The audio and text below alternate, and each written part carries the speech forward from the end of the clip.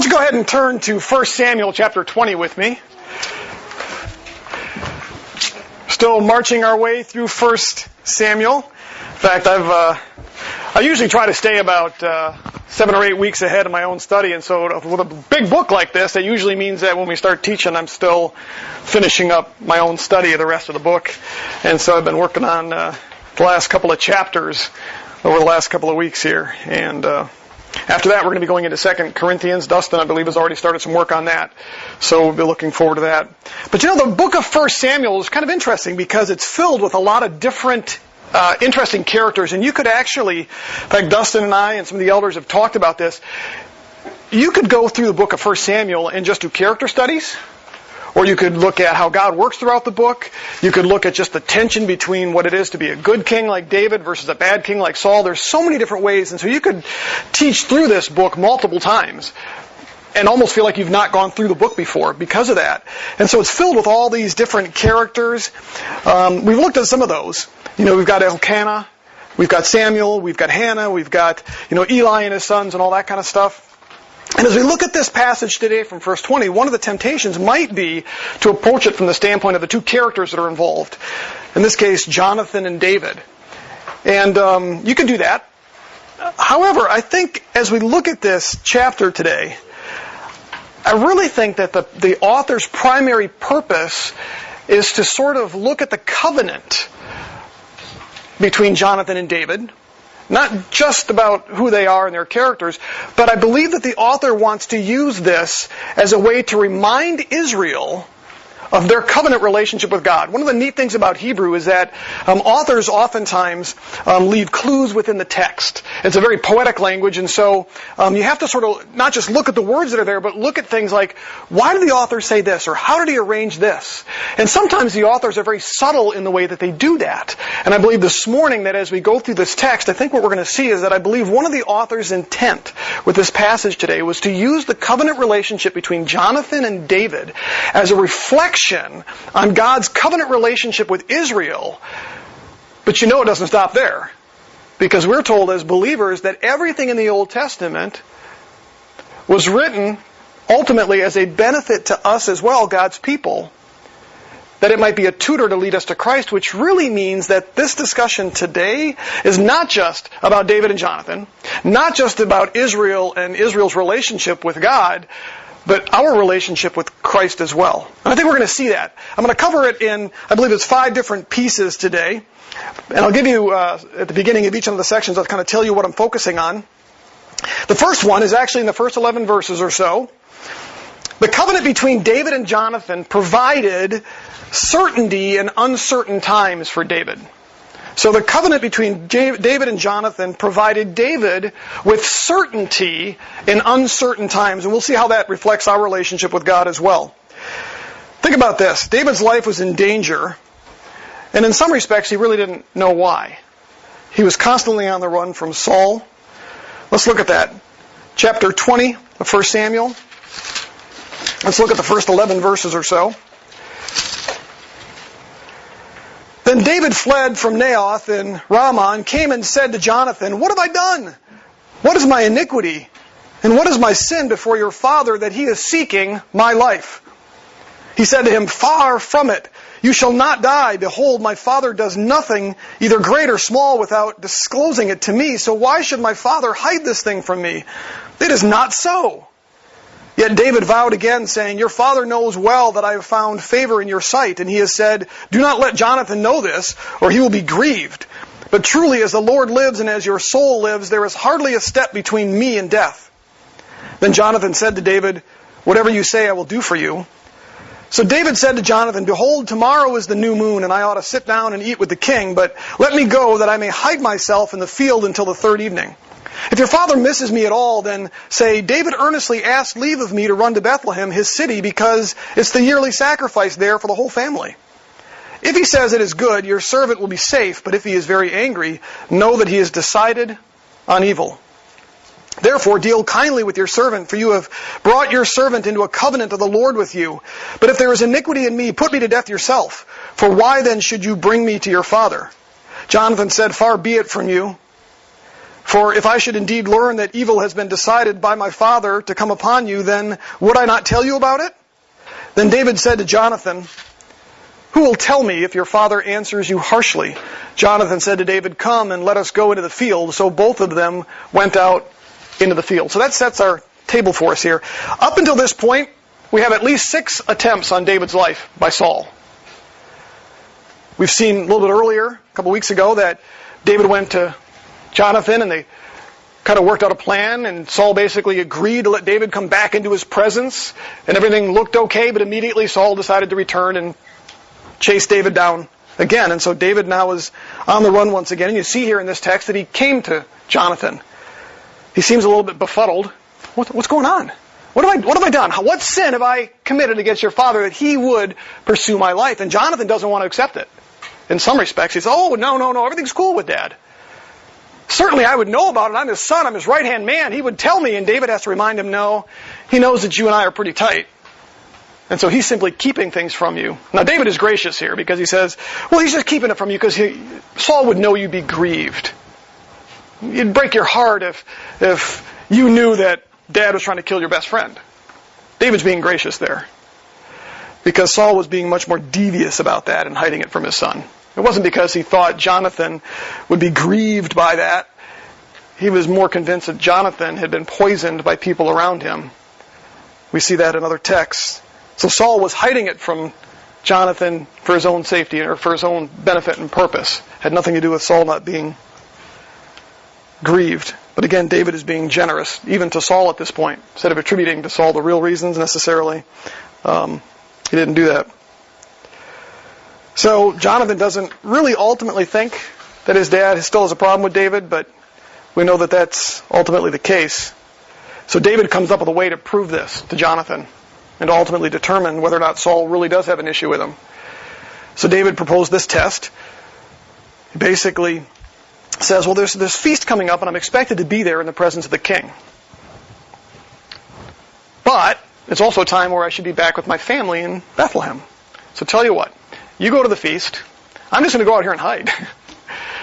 Tell Dad that I'm away to be with my family. And if Saul says, oh, cool, that's all right. All right, then we're all right. But if he gets angry and upset because I'm not there, then something else is going on. Basically, because Saul was trying to kill David. What better way to do it than when he's in his presence? He's tried to do it before, tried to drive a spear through him a couple of times, wants to keep tabs on David. So David devises this plan, and Jonathan says, good, all right, I understand that. We can do that. If you look at verse 8, I'm going to read that again. It says, therefore, deal kindly with your servant, for you have brought your servant into a covenant of the Lord with you. But if there is iniquity in me, put me to death yourself, for why then should you bring me to your father? What we see here in verse 8, David asks Jonathan to deal kindly with him, but he uses some important words in this particular verse. And these are extremely important for our context today. He calls on Jonathan to deal kindly with them. That's an interesting word. It's a loaded, I see Dustin kind of smiling here, it is a loaded theological word. It's one often used by God. It's the Hebrew word chesed. You can all say it with me. It sounds like you're choking because that's the way they pronounced Hebrew. Chesed. Okay? It's the word that's often translated as loving kindness in the New Testament. I prefer to translate it as covenant loyalty. It's a word used often of God in His relationship with Israel. David also uses another word, covenant, here. And it's because those two words belong together. Because really what Hesed is it's a special kind of loyalty and faithfulness to somebody that is secured by a covenant. Now, we've talked about this before. A covenant is more than a contract. A contract basically says, you do this and I do this. You don't do that and I get to break it, right? But a covenant is this permanent relationship that's built on a relationship. And it's secured in that relationship. And as part of that covenant, loyalty and faithfulness now is not only expected, but demanded. And you remember, David and Jonathan agreed to a covenant earlier. And they are now bound to one another to be faithful and true to one another because of that covenant. And so what you have in this passage is Jonathan agreeing that if my father is still trying to kill you, I will not be faithful to him, but I will be faithful to you because of the covenant. And so what we find here is that David is calling on Jonathan, be faithful to that covenant, Jonathan. Deal kindly with me because of the covenant we have. Express your covenant loyalty to me. And the remarkable thing here is Jonathan agrees. Now we saw this, I think it was last week if I remember right, where Jonathan, when he made that covenant with David, the sign of that covenant was he took off his royal garments. He gave up his rights to the throne and gave them to David as a sign for this covenant, this loyalty that he would now have to David. So we see this expressed here. In fact, as part of this, David's part of this, it's interesting. He looks at Jonathan here and he says, look, if I've sinned, if I've done something wrong, then you shouldn't even wait for your father to get a hold of me. You should kill me yourself. Because Jonathan is the rightful heir to the throne. And therefore, to be an enemy of his father, Jonathan has the right to take his life. And so he says, David calls on Jonathan, if I've done anything, he's put his hands into Jonathan's life. If I've done something, then you take my life. And I would almost imagine at this point that David would probably, if that were the case, if Jonathan had looked at him and said, you know what, you're guilty of X. You're an enemy to my father. I'm willing to bet that David would have got down on his knees, dropped his sword, and given up his life at that moment. Would not have fought it, because that's what we see in David. And so he does that with Jonathan here. He calls on them to do it. So we see the depth of their loyalty here, but what's remarkable about this is David at this point is uncertain. That's the way the text starts out. What have I done? I'm on the run. He's tried to kill me 6 different times. And what Jonathan provides him here through the covenant is certainty. He can rely on Jonathan's loyalty. He has this one friend that he can now rely on. This one friend that will be faithful and true to him. How does that reflect God's relationship with Israel? Think about that. God entered into a relationship with Israel, and this covenant secured God's loyalty and faithfulness to Israel, even though Israel did not deserve it. But because God bound himself to Israel with a covenant relationship, he is now, in some respects, obligated to be faithful and true to Israel. How does that reflect our relationship with Jesus Christ, when you think about it? In Matthew 11:28, Jesus promised rest and certainty through the new covenant to us. He says, come to me, all who are weary and heavy laden. And what does he say after that? I will give you rest. What David needed desperately at this point, he's on the run, he's living in caves, he's in the dirt, he's begging for food, constantly on the run, always looking over his shoulder. What he needed was certainty and rest, and he could go to Jonathan. Is it any surprise that he would do that? David sought out Jonathan here. He's looking for rest and certainty in an uncertain time. So just as David found rest and certainty in his relationship with Jonathan because of the covenant relationship that they had, we can be assured that we find certainty and rest in our relationship with Jesus Christ because of the new covenant that he provides. Let's go on. Verses 12 through 17. The covenant between David and Jonathan not only provided certainty and rest for David, but the covenant between them reflected uncommon loyalty. Uncommon loyalty. What do I mean by uncommon? Well, it means it's out of the ordinary, it's unusual, it's even remarkable. And we're going to see that with this relationship. I want you to read verses 12 and 13 with me. Then Jonathan said to David, the Lord, the God of Israel, be witness. When I have sounded out my father about this time tomorrow, or the third day, behold, if there is good feeling toward David, shall I not then send to you and make it known to you? If it please my father to do you harm, may the Lord do so to Jonathan, and more also if I do not make it known to you and send you away, that you may go in safety. And may the Lord be with you as he has been with my father. So at this point, Jonathan's loyalty to David was uncommon because he chose loyalty to David over loyalty to his own father. That was uncommon. Think about what he was giving up by doing that. This dude could have been king over Israel. Followed in his father's footsteps. But his devotion and loyalty to David allowed him to put that aside. And so he honored his covenant with David over his own loyalty to his father. And then he binds himself with an oath. He basically says, let the Lord take my life. if I don't do that. But the Lord do to me more so. So basically, his loyalty here was rather uncommon. It was remarkable. But we also see David's loyalty to Jonathan was uncommon because he chose to do something that most kings would not do. Many kings would execute potential rivals to the throne as well as their descendants. It was very common. When a king came into power, the first thing he would do is execute anybody else that posed a threat. Well, who do you think that would be? Any descendants of the other king? Maybe the king that he conquered? Why? Because they all have a right to the throne. And so that was standard. In fact, that was even standard among the kings of Israel. Solomon actually executed some of his rivals. So his own son, Solomon, did that. There were also at least 6 or 7 other Israeli kings that did the exact same thing. But what happened here? If you look at verses 14 through 17, it says, if I am still alive, will you not show me the loving kindness of the Lord that I may not die? You shall not cut off your loving kindness, there's that word again, from my house forever, not even when the Lord cuts off every one of the enemies of David from the face of the earth. So Jonathan made a covenant with the house of David, saying, may the Lord require it at the hands of David's enemies. Jonathan made David vow again because of his love for him, because he loved him as he loved his own life. And so what we find here is that Jonathan looks at David and says, David, because of my loyalty to you, will you be loyal to my descendants? Don't do what every other king does. Because again, remember, Jonathan's descendants would be a threat to David's kingdom. And so Jonathan says, express the same covenant loyalty you and I have, the chesed. Express that to my descendants after you.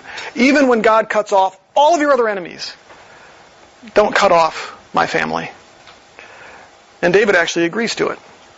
Why? Because David's loyalty was uncommon. It was remarkable. So he didn't do what other kings would do. In fact, this was actually fulfilled later on in 2 Samuel, where David takes a disabled descendant, one of Jonathan's sons, and brings him into his royal court, makes him part of the family.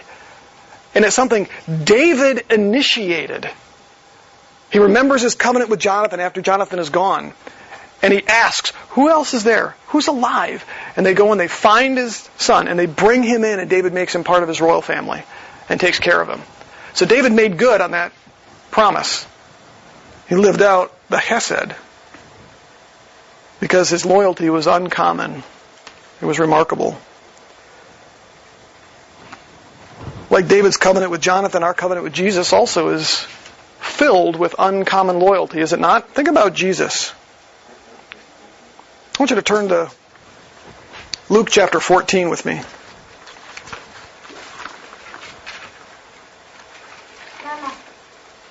Mama.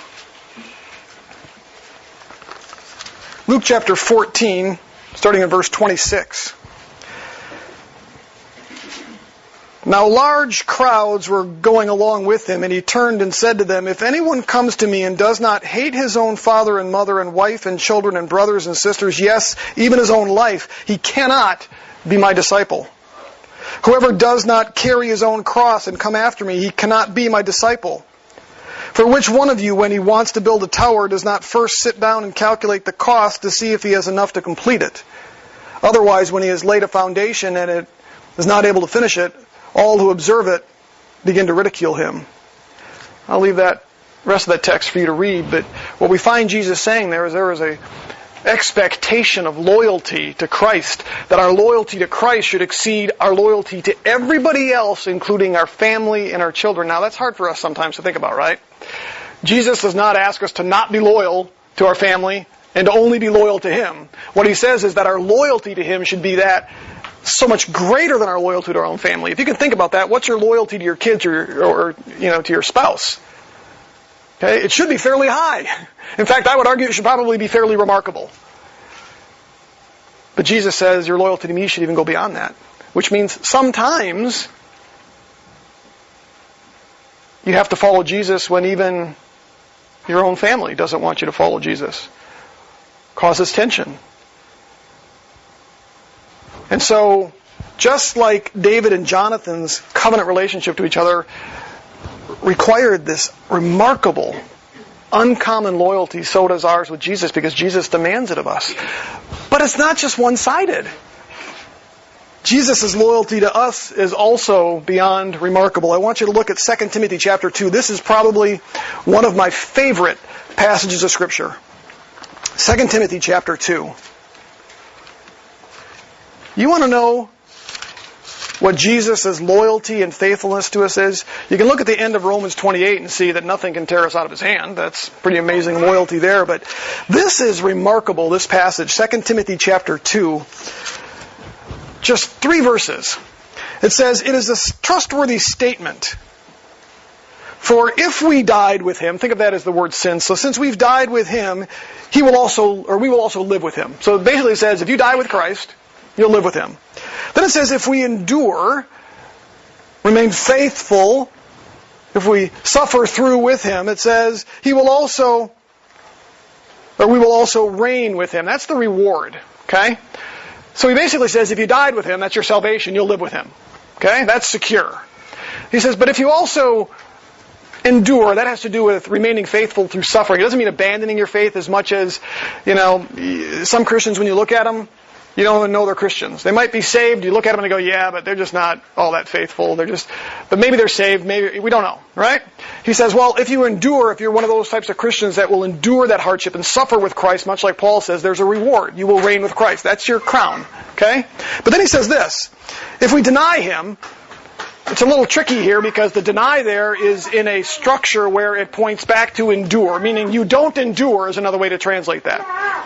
So if you don't endure, if you don't suffer with Christ, if you just sort of get saved and stuck, as Earl Rodmacher says, then what happens? Well, He'll deny you what? Deny you the reign, the rewards.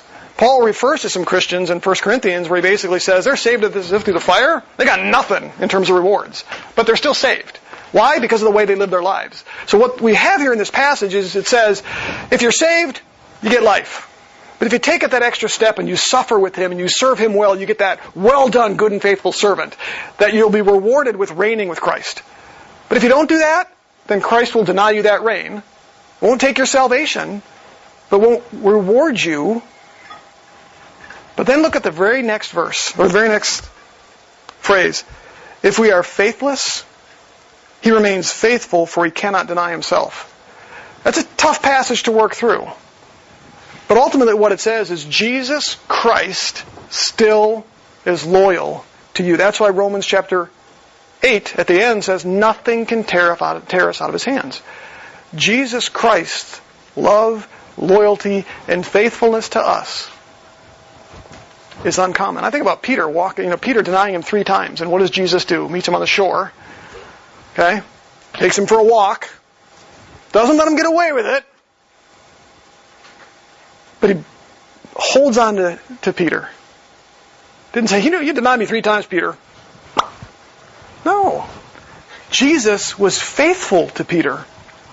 So what we find here is that just like Jonathan and David's covenant had this uncommon loyalty built into it, we see that reflected in our relationship with Jesus Christ as well. And we see that reflected in God and Israel. We just went through the book of Judges how long ago?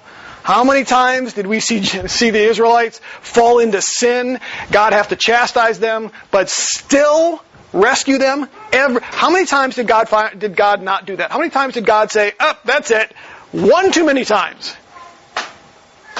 No, we wouldn't have made it to 1 Samuel, would we? Because it would have all been done at the end of Judges. But God stayed faithful to Israel because His loyalty is uncommon. Let's move on. The third thing I see in this is that the covenant between David and Jonathan came with a cost. Verses 18 through 34. Jonathan devises his plan to protect and to warn David after this banquet, if you will. So we're going to read verses 18 through 23. Then Jonathan said to him, "Tomorrow is the new moon, and you will be missed because your seat will be empty.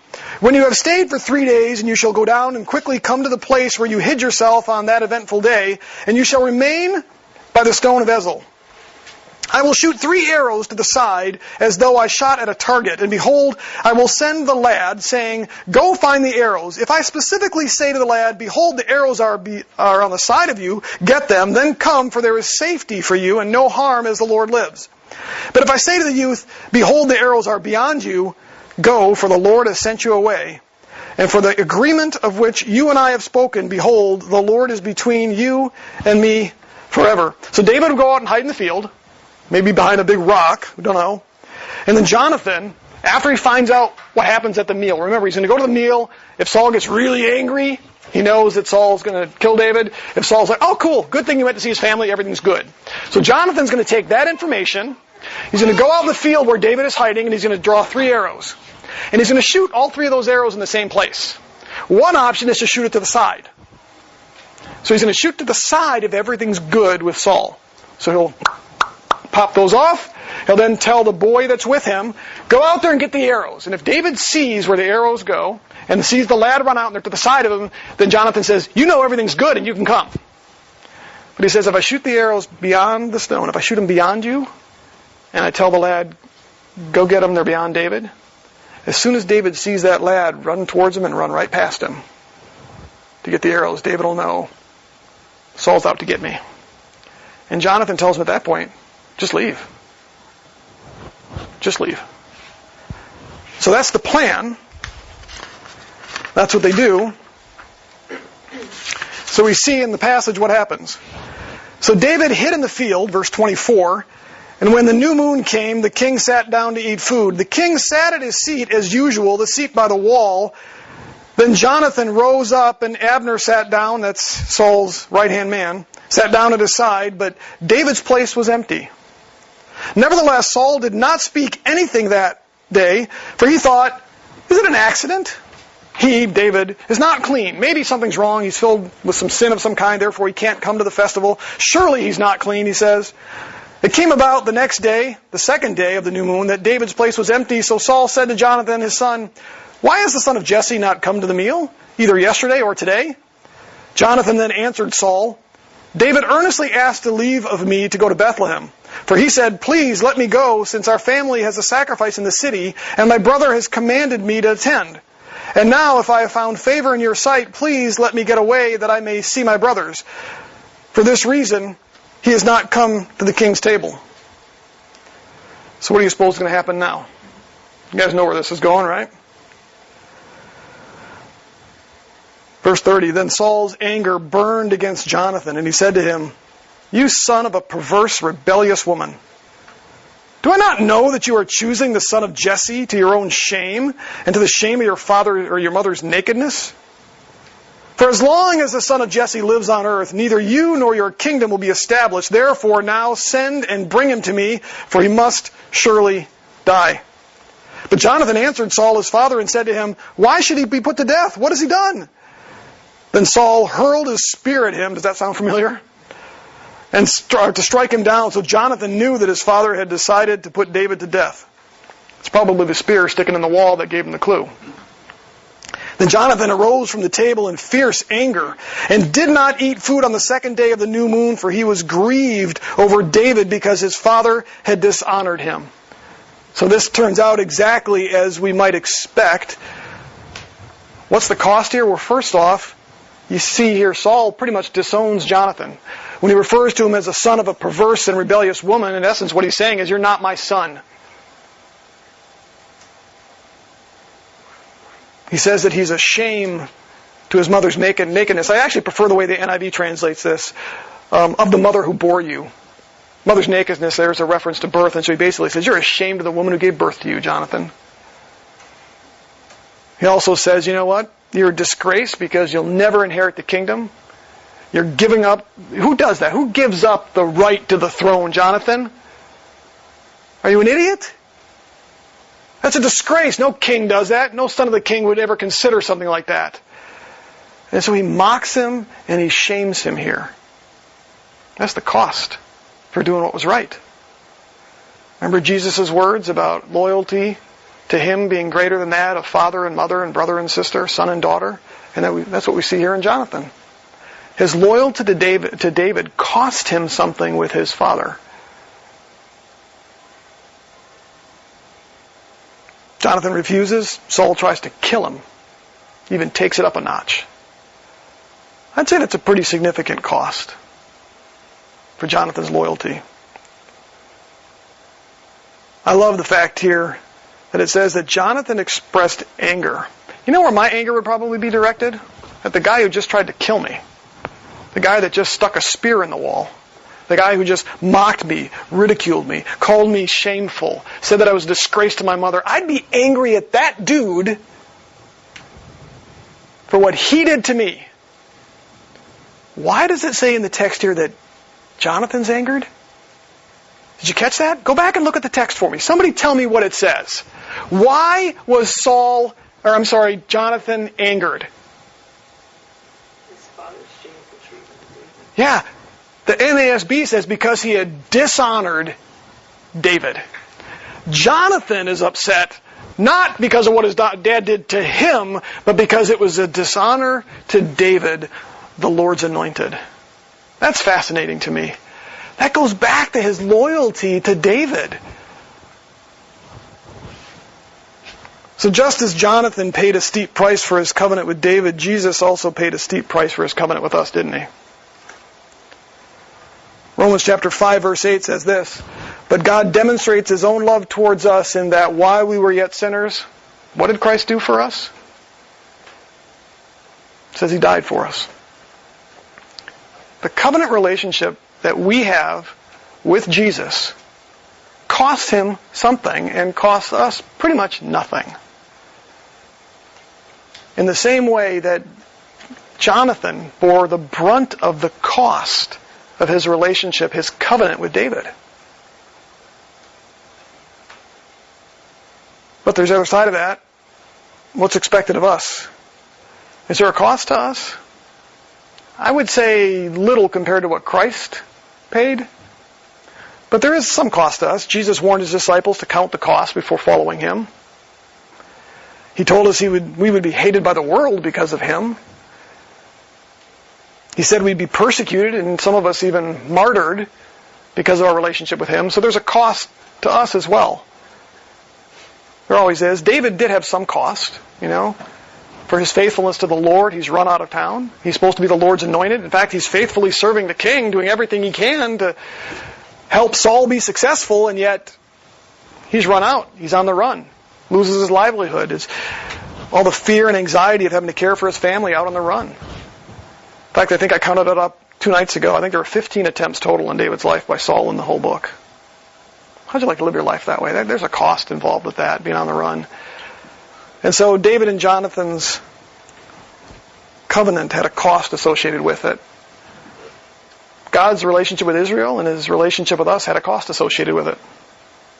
That's the cost of His Son. The willingness to do that. How about the next one? The covenant between David and Jonathan assured a certain measure of peace. This is a good one. Let's look at verses 35 through 40. Now it came about in the morning that Jonathan went out into the field for the appointment with David, and a little lad was with him. And he said to the lad, "Run, find now the arrows which I am about to shoot." As the lad was running, he shot an arrow past him. When the lad reached the place of the arrow which Jonathan had shot, Jonathan called out after the lad and said, "It is not the arrow," and your heart almost sinks here, "beyond you?" I'm sure David was hoping the arrows would be to the side. I'm sure that Jonathan really wanted to shoot the arrows to the side. But instead he had to shoot them beyond David because he knew his father was trying to kill David. So he tells the lad, "Go get the arrows. They're beyond you." And Jonathan called after the lad, "Hurry, be quick, and do not stay." And Jonathan's lad picked up the arrows and came to his master. But the lad was not aware of anything. Only Jonathan and David knew about the matter or the plan. The little boy just thinks he's out there picking up arrows. He doesn't know that David's hiding out there. Then Jonathan gave his weapons to his lad, and he said to him, "Go, bring them to the city." When the lad was gone, David rose from the south side and fell on his face to the ground and bowed 3 times. And they kissed each other and they wept together, but David wept the more. Jonathan said to David, "Go in safety, inasmuch as we have sworn to each other in the name of the Lord, saying, 'The Lord will be between me and you, and between my descendants and your descendants forever.'" Then he rose and departed while Jonathan went to the city.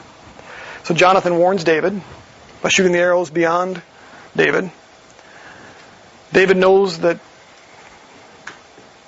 Saul's going to kill him, or try to again. It's not going to get any better for him. I love David's response here. It says that David came out, fell on his face, and bowed before Jonathan.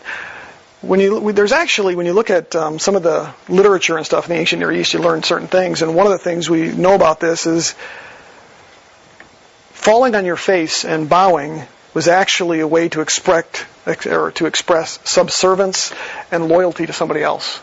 We've got a whole series of what are called Armenian letters that describe this.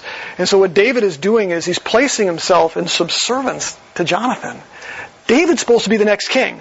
Jonathan has already demonstrated by taking off his robes and his royal garments that he should be bowing down to David. But instead, David bows down to loyalty to Jonathan. And just for good measure, he does it 3 times as an expression of his loyalty and his devotion and his subservience to Jonathan.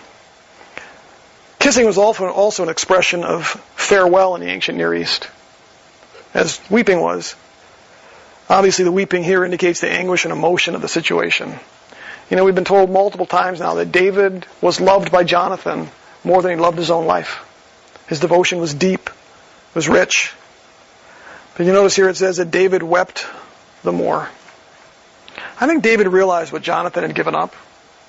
I think he knew that as he was separating here that he probably wasn't going to see Jonathan again. In fact, they only see each other one more time in the whole book. I think they knew that. I think David probably also knew that Jonathan was not going to be off the hook going back home. There's no indication that, Jonathan dies in battle. But I'm sure Dad wasn't happy with him.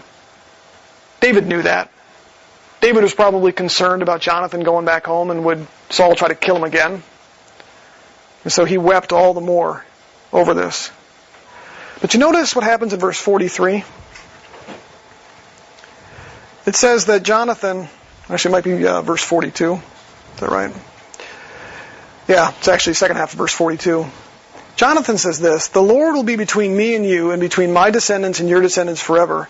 Then he rose and departed, while Jonathan went into the city. He says in the beginning of verse 42, "Go in peace," or "go in safety." Those words, I think, are rather remarkable as well, because he's bidding David peace as he leaves, but there's no peace for David.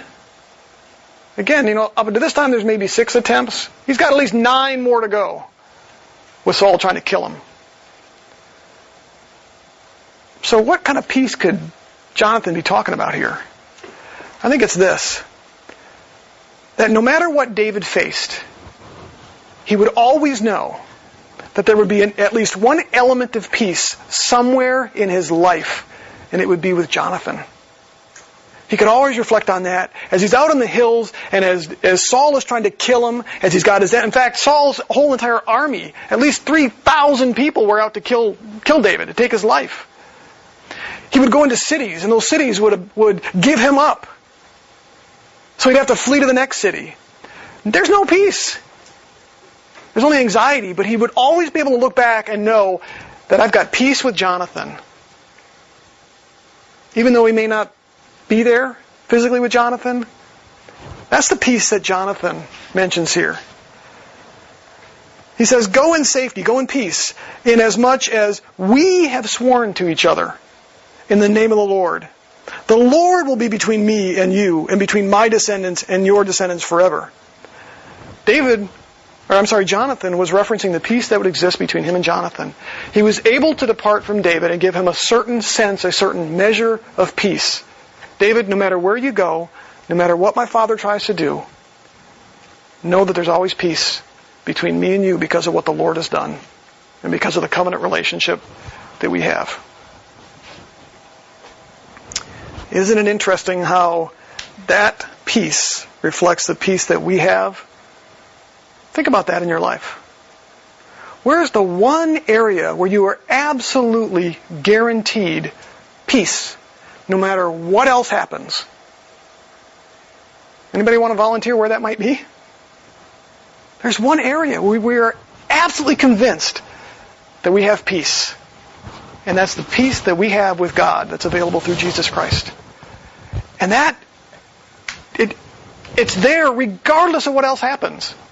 We think about the Whittons and just their lives being rocked when Walker was diagnosed with a very serious form of cancer. You think they had any peace at that moment? That became their world. But we've all seen how they have reflected Christ, and it's shocking, the peace, and they will tell you this, that has been given to them in Christ through this difficult time. Now, God's done some amazing things. Walker had a setback this week with some things, but as best we can tell, the Lord has been healing him of his cancer. It's pretty obvious. But it's been pretty rocky.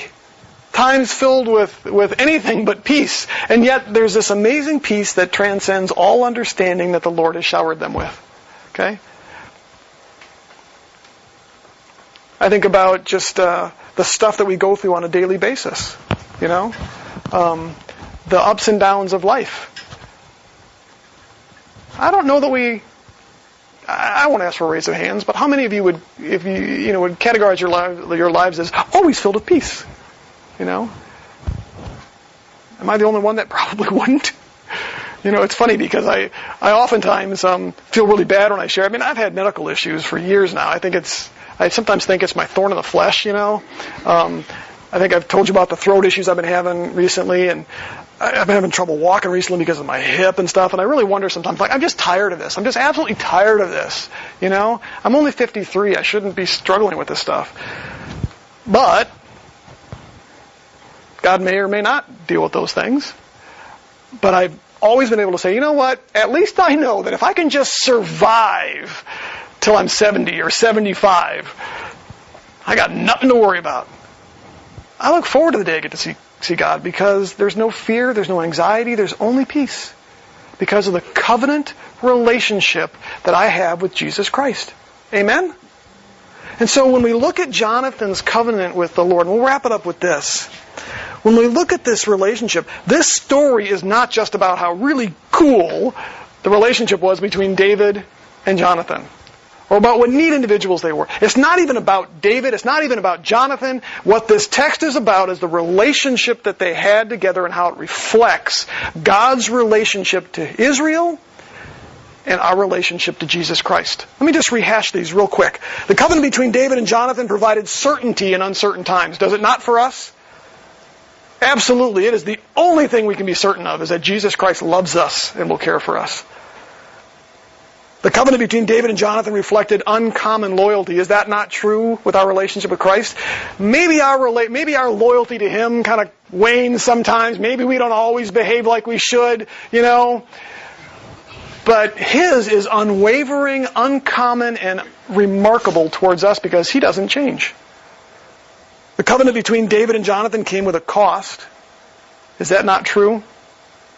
I am blown away when I think about the cost. What God did for us. Especially considering that for almost 9 months of my life, I was begging for God to do something in my life, and Bob Keegle, Steve remembers him, Beagle Lips Keegle, literally begging to share the gospel with me, and I know it, and I don't want to hear it. Until 9 months later when I finally broke down. God beat me up until I listened, you know? And so the fact that He's willing to put His Son on the cross, there's a cost associated with that. But at the same token, there's a cost for us. We have to weigh the cost. Jesus expects that of us. The last thing we covered was that the covenant between David and Jonathan assured a certain measure of peace. And once again, we see that reflected in our relationship with God. Because of the new covenant, the covenant between Jesus Christ and us as believers assures us a measure of peace. No matter what else happens. In fact, we're told that the peace of God transcends all understanding. The greatest example I have with that, and you guys probably get sick of me hearing this, is when we had Kimberly in the hospital, thinking she had cancer, going through the surgery. I will be real frank. I was blown away by the peace that I experienced for that week, waiting to hear whether or not she was cancerous or not. And the only way I can describe that is it must have been the Lord. I still remember sitting in the hospital and typing emails out to people, and this sense of going, wow, Why am I not crushed right now? Yeah, I was struggling, I was sad, but I wasn't crushed. That's not like me. God assures us a certain amount of peace because of our covenant relationship with Jesus.